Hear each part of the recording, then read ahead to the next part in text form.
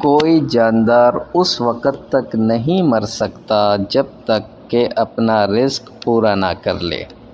حضرت ابن مسعود رضی اللہ تعالی عنہ سے روایت ہے کہ رسول اللہ صلی اللہ علیہ وسلم نے فرمایا، اے لوگو،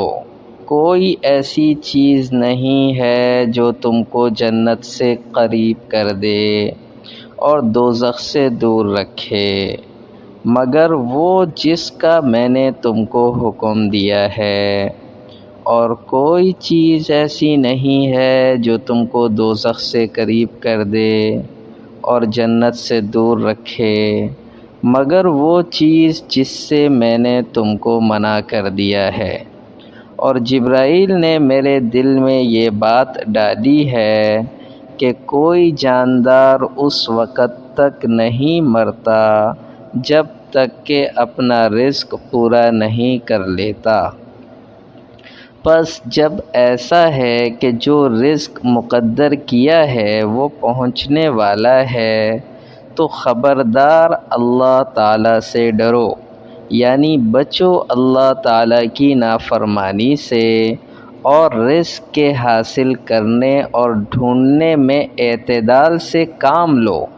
اور رزق میں پہنچنے میں تاخیر کہیں تم کو اس بات پر آمادہ نہ کر دے کہ تم اس کو گناہوں کے ارتکاب سے حاصل کرو، اس لیے کہ جو چیز اللہ تعالیٰ کے پاس ہے وہ اللہ تعالیٰ کی اطاعت ہی کے ذریعے حاصل کی جا سکتی ہے۔ شیخ تشریح میں لکھتے ہیں، اگر گناہوں اور نافرمانیوں کے باوجود کسی کو اللہ تعالیٰ کی طرف سے نعمتوں اور کشادگی اور دولت میں دیکھو